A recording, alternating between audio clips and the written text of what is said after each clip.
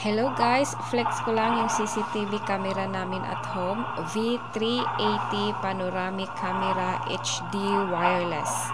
So, makikita nyo sa screen, ito yung kuha niya. Pasensya na kayo sa space namin, sa area. Medyo masyadong malawak at kunti lang yung mga gamit na makikita nyo naman. So yan yung kuha niya.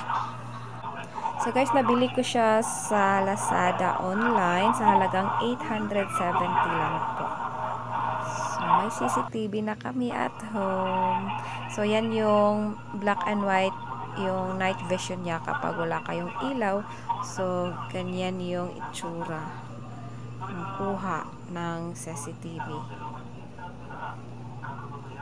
So that's it in this video. Thanks for watching.